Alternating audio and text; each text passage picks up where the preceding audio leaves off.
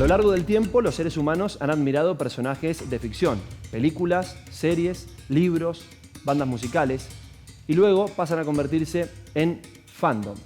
Se trata de una expresión inglesa que hace referencia a fan kingdom, es decir, reino de fanáticos. Algunos fanáticos coleccionan objetos, otros se personalizan como sus personajes favoritos, haciendo cosplay, y otros proponen contenidos y generan ficción. ¿Cuáles son las motivaciones del fan? ¿Cuál es el aporte que realiza el fandom? Conoceremos en detalle el fandom, los clubes de fans y también los distintos fanáticos a lo largo y ancho de todo el mundo.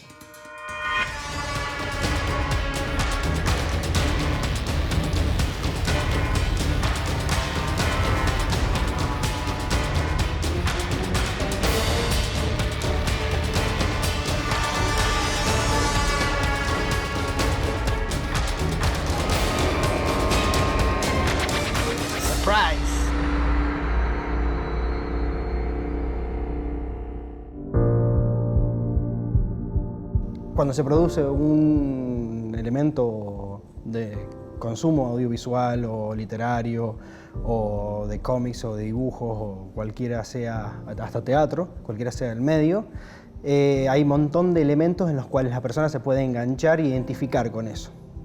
Entonces, si yo tuviera que decir qué motiva, es un elemento en el cual se identifica a alguien. Ahí es donde se motiva ser fandom o fanático. El vínculo emocional que se produce con el producto en sí, según cómo se identifica con los elementos narrativos del producto, y el vínculo que se genera con la comunidad que sigue ese producto. Entonces, por un lado están los elementos estos en los que ya están establecidos en la narrativa de lo que se produce para identificarse. Y por otro lado es la piel de grupo que se genera y sobre lo que se generan otras producciones también, que son los fanfiction o las identificaciones con respecto a tipos de actividades a realizar o formas de vestirse o reuniones en las que se juntan. Entonces, la identificación de los dos planos termina generando una doble motivación. En el nombre de la Tota, Don Diego y el fruto de su amor. En principio yo diría que cualquier ciudadano, cualquiera de nosotros, puede ser un fan. El fandom significa que es un movimiento de admiración, de adhesión casi incondicional a una persona extraordinaria en el campo de la música, del deporte, de las artes. Y los miembros del club de fans que constituyen el fandom son seguidores incondicionales de esta persona, ¿no? O de este equipo, por ejemplo. A veces pensamos que los fans son personas un poco extrañas, excéntricas, un poco frikis, ¿no? Pero desde el punto de vista sociológico, yo considero que tendríamos que considerar el fenómeno fan como un fenómeno relativamente normal. Cualquiera de nosotros en algún momento de nuestra vida hemos sido fans de algún ídolo en el campo de la ciencia, en el campo del arte, en el campo del deporte, de la música, etc. Lo que pasa que muchas veces el análisis del fenómeno fan se focaliza sobre todo en jóvenes y adolescentes, porque los jóvenes están en una fase de autoafirmación personal, en una fase de cambio, de crisis de identidad. Cuando la ficción comienza a formar parte de la realidad, todo puede pasar. Algunos fanáticos le ponen el nombre de sus personajes favoritos a sus hijos y les transmiten los conocimientos desde muy chiquitos. Y como en la vida cotidiana, los fandom pueden estar de un lado o del otro. Incluso pueden llegar a formar su propia religión. Esta es una de las realidades que viven los fanáticos de Star Wars.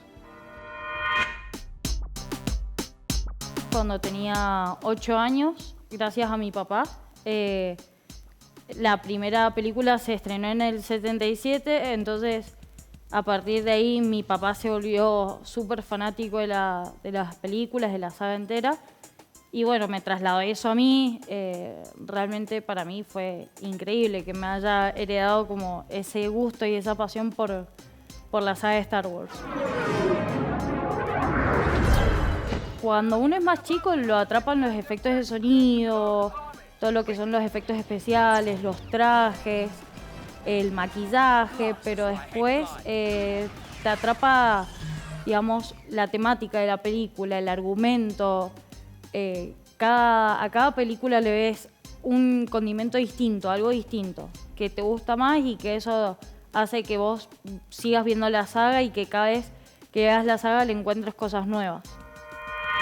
Como por ejemplo Star Wars, esto de la construcción de un canon inicial, sobre lo cual después se agregan otros elementos de las otras películas, las episodios 1, 2 y 3, y que también se incluyen en el canon, y después se empiezan a producir un montón de cosas en el medio, se producen cosas no canon según la compra de Disney, y hay mucho fanfiction.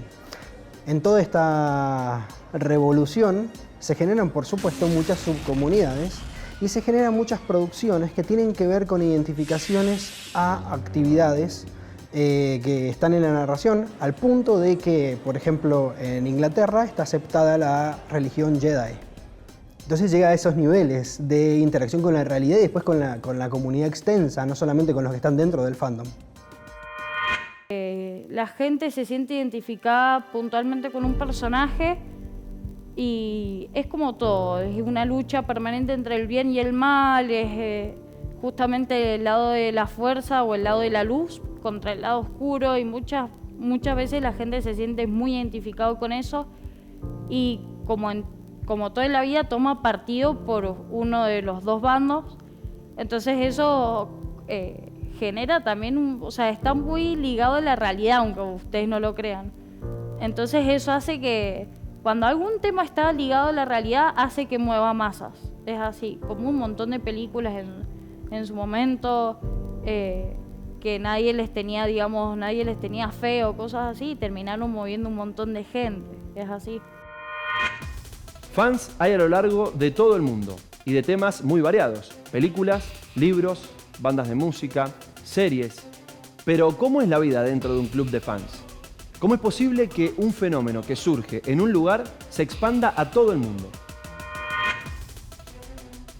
Para mí un club de fans es reunirse con la misma, el mismo sentimiento, compartir la misma locura y conocer gente maravillosa, porque somos un grupo que no solamente hablamos de Fonsi, sino que nos reunimos a través de él y compartimos nuestra vida, nuestras alegrías y tristezas.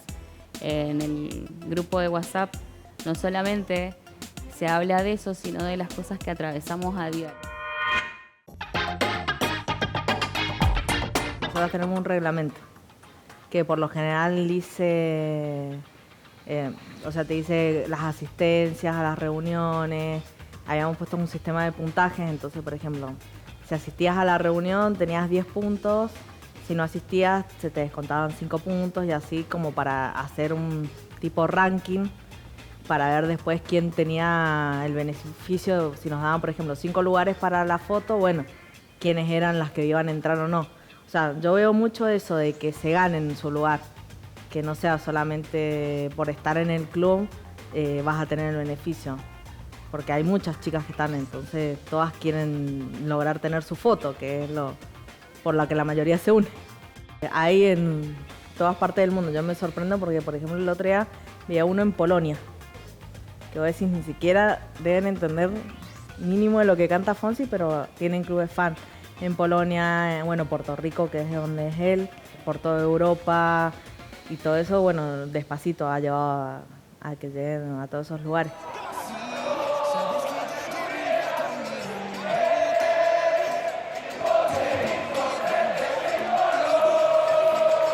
Pero sí, es grande el intercambio, porque acá han venido a Buenos Aires, por ejemplo, chicas de Puerto Rico, de Paraguay, de Brasil, y todas se unen y están todas juntas, y es por él, o sea, por seguirlo a él. Acá, las chicas de Chile, no han venido de otros países, son ellas las que han venido acá. Pero cuando nosotros hemos ido a Viña también ellas nos han ayudado allá a estar, a ubicarnos. Así que es bastante bueno. Córdoba, Buenos Aires, Mendoza,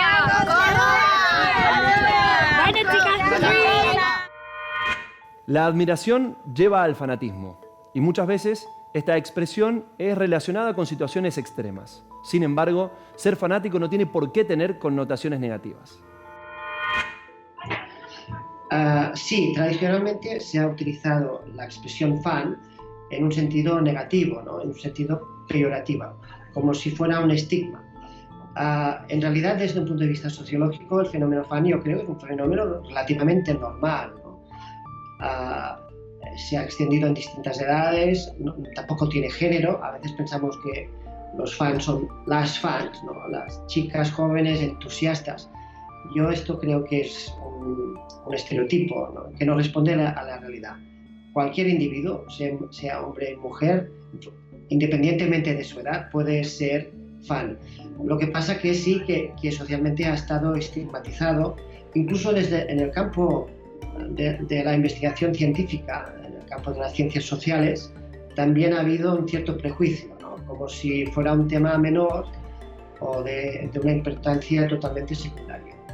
Hay autores actuales que ponen que destacan el valor de este tema, ¿no? De este objeto de estudio y el interés que tiene para la investigación analizar estos grupos, porque muchas veces estos grupos tienen un carácter innovador y son capaces de plantear alternativas, ¿no? y nuevas formas de relación y comunicación al conjunto de la sociedad.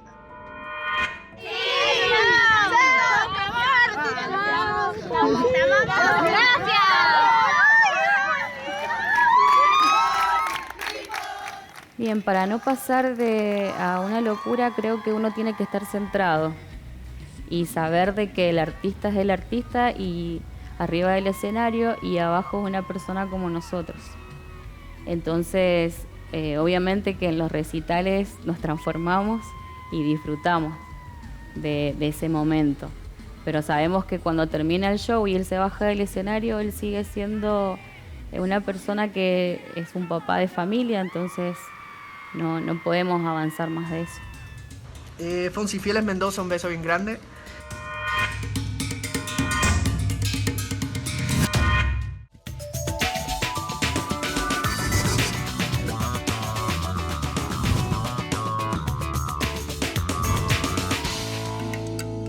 A continuación conoceremos el testimonio de más fans y junto a ellos analizaremos los orígenes de dos grandes fenómenos.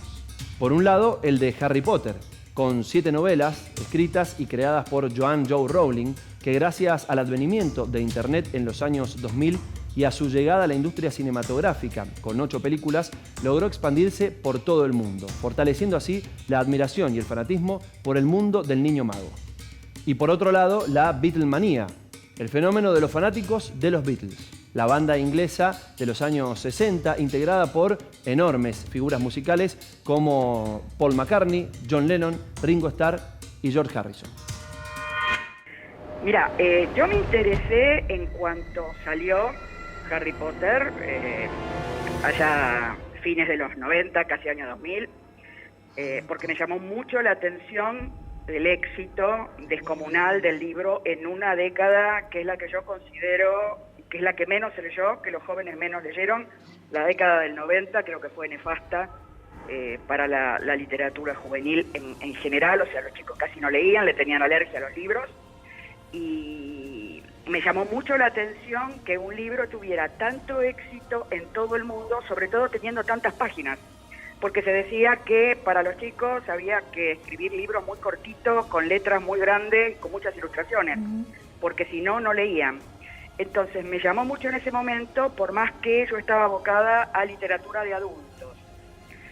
Con el tiempo me dediqué a la literatura juvenil y entonces sí me volqué de lleno, sobre todo cuando me tocó trabajar en Riverside Agency, que es la distribuidora de Harry Potter en Argentina, y entonces ahí tuve la oportunidad de poder organizar actividades, eventos, dedicarme de lleno al universo Harry Potter, hacer lanzamientos, y bueno, desde ese entonces no paré. Lo que más me atrapó fue lo que en un momento hizo que yo dijera, pero esto es más o menos más de lo mismo. ¿En qué sentido?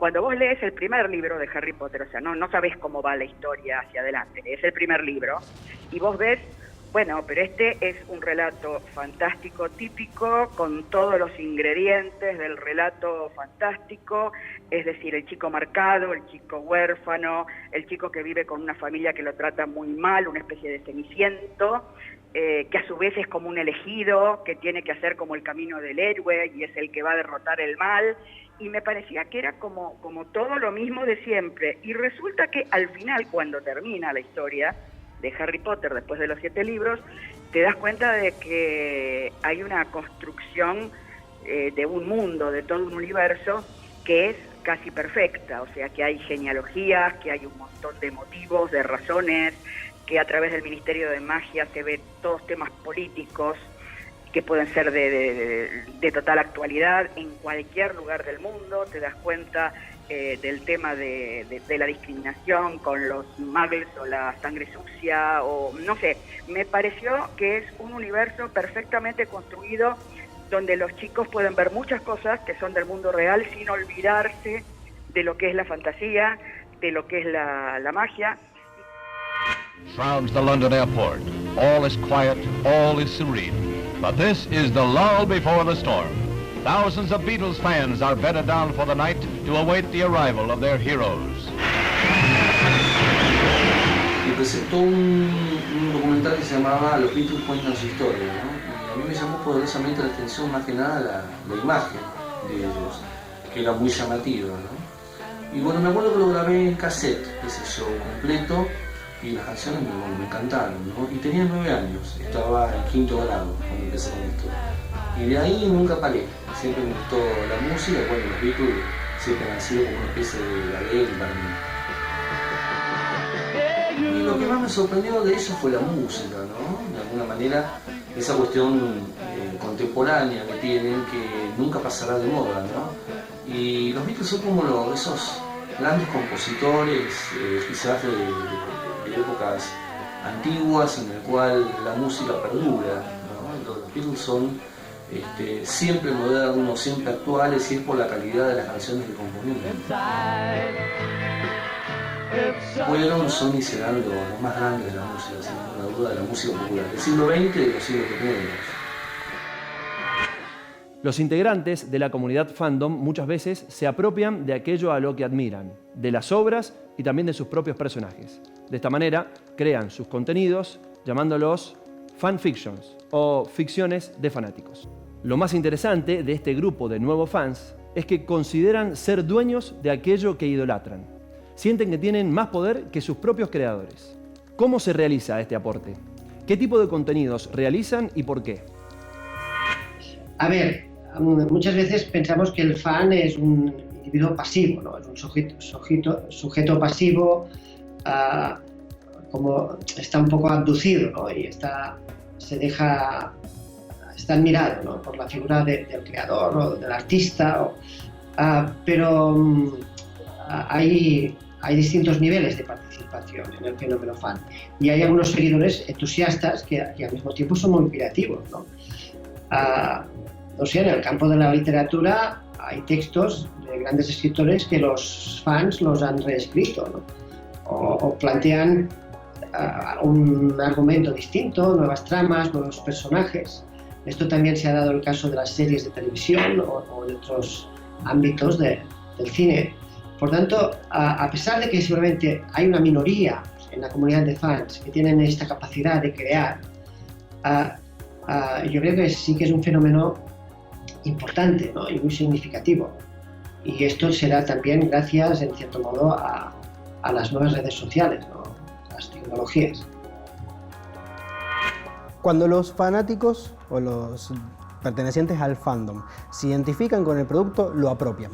se lo hacen propio. Se lo hacen propio a un nivel de que terminan estableciendo normas de interacción con lo canon, como le llaman, palabra tomada del ámbito bíblico y religioso, que es lo escrito por el autor original, y a partir de ahí hay cosas no canon que también son producidas por el autor original, como pasa con Star Wars cuando lo compra Disney y termina diciendo, bueno, todo esto que salió en algunos videojuegos, en algunos cómics, no es canon, es como un universo alternativo. El canon es esto, establece un canon. Y sobre eso hay mucha gente que al apropiarlo termina produciendo en relación al canon, produciendo grandes narrativas que van paralelas, que termina pasando como por ejemplo con 50 sombras de Grey, que un fandom empezó a decir, y bueno, yo voy a escribir algo, un fanfiction que tenga que ver con 50 sombras de Grey, pero con vampiros. Y terminó saliendo Crepúsculo, y terminó siendo un producto en sí. ¿Qué los motiva? Y yo podría decir que al apropiarse terminan haciendo algo con respecto a eso que a ellos los identifica para hacerlo más propio aún.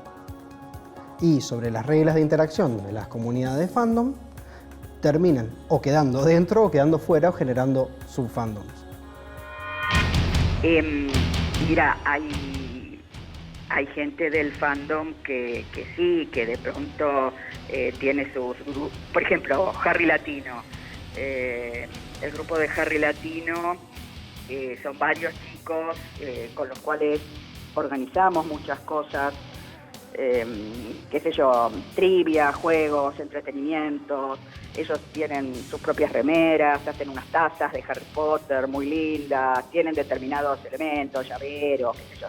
Se dedican a hacer también otro tipo de cosas que más allá de venderlas, las damos mucho como premios o hacemos sorteos, todo para seguir incentivando, ¿no?, la lectura y la participación. Después hay otro grupo que es el de Fancom, que organiza la Magic Meeting, que también es un grupo que tiene muchas cosas y que organiza, no sé, hasta talleres de magia o cómo hacer cerveza de mantequilla. Después está Harry Potter Argentina, no sé, hay muchos grupos que hacen un montón de cosas y de actividades.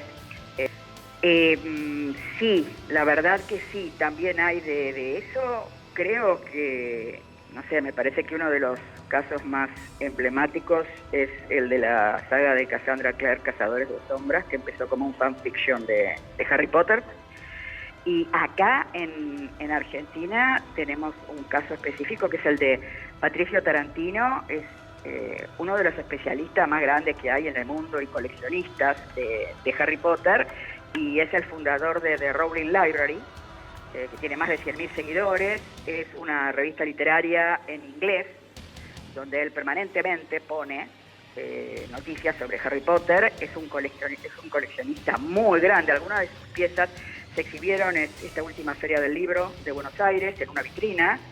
Tiene libros únicos, tiene muchos firmados por Rowling, lo cual no es fácil en absoluto. Y publicó un libro hace un par de años, La historia secreta del mundo mágico, donde cuenta todos los secretos de Harry Potter y de Rowling. Entre las actividades más comunes de los fandom está el cosplay, un estilo de vida donde sus participantes, conocidos como cosplayers, utilizan trajes y accesorios para representar un personaje o una idea. El cosplay es otra forma de producir algo a partir de esta identificación con el grupo y con el producto en cuestión. El vestirse e interpretar el personaje a veces permite a las personas a expresar otras cosas que no podrían expresar o superar algunas limitaciones que no tienen en otro lado, como pasa en los juegos de rol, como pasa en la fandom o furries, o pasa en los cosplays con comunidades, ya sean otakus o sean cualquier tipo de fandom. Es más, uno de los fandoms más antiguos que tiene que ver con Sherlock Holmes tiene una gran producción de cosplay alrededor, que es donde se construyó toda la imagen que hoy conocemos como Sherlock Holmes. Another one that we can do to take. Okay, here it comes. 1, 2, 3, 4, 5. Hay bandas que son muy buenas en Argentina y en Inglaterra y en Estados Unidos. Me gusta ir a ver muchas bandas, suelo ir a ver bandas Beatles y está bien, está bien. Si a mí me dan a elegir por ahí entre la banda Beatles que hace un homenaje pero desde su versión o la banda Beatles clon, aquella que se quiere parecer, me parece que prefiero la que se quiere parecer, la que está vestido con los trajes, que tiene los peinados iguales, los instrumentos iguales, me parece que me quedo con esa.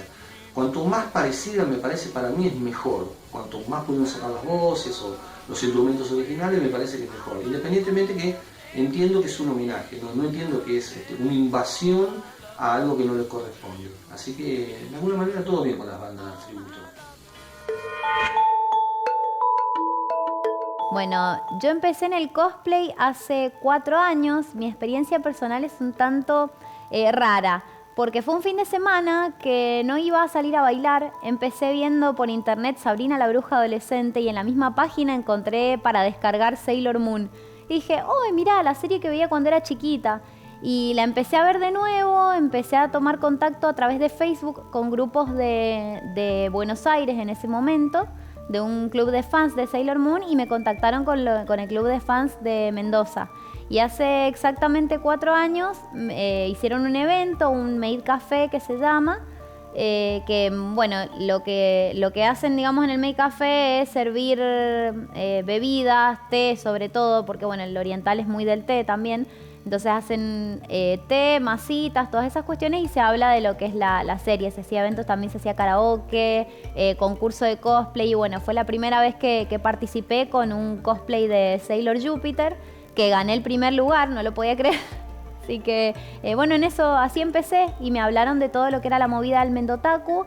Y una vez que fui a Mendotaku, después terminé yendo a otros eventos y bueno, ahora llevo 4 años, he sido invitada también a lo que es FreeCon de Malargüe con el grupo de Deadland. Hemos sido invitados por 2 años consecutivos.